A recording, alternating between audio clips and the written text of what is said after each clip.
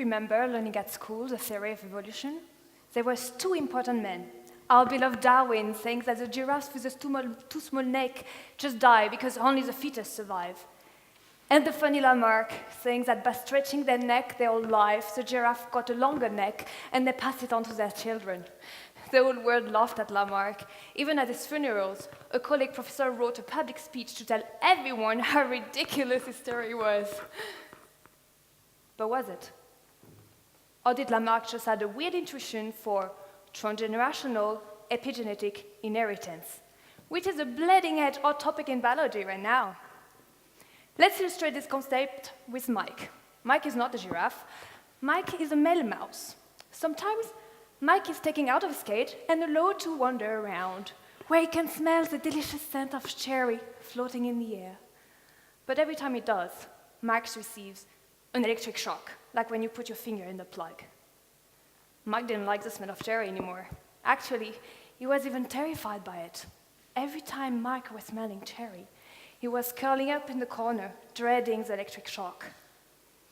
Some guys dressed in white took Mike's sperm and impregnated a female mouse with it.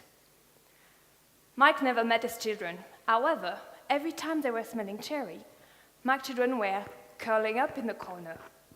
They also had 20% more receptor for the smell in cherry in the brain.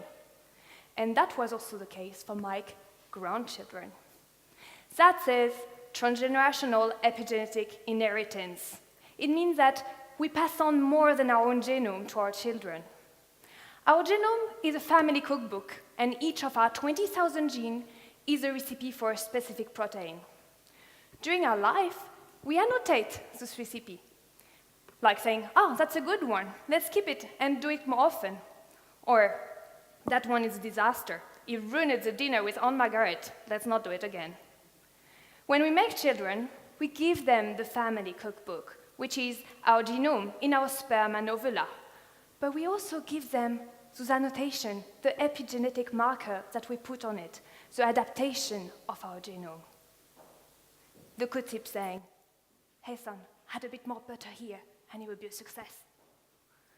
So let's not mock Lamarck anymore, and maybe you should listen a bit more to your grandmother's stories, because some of it must still be glued on your DNA.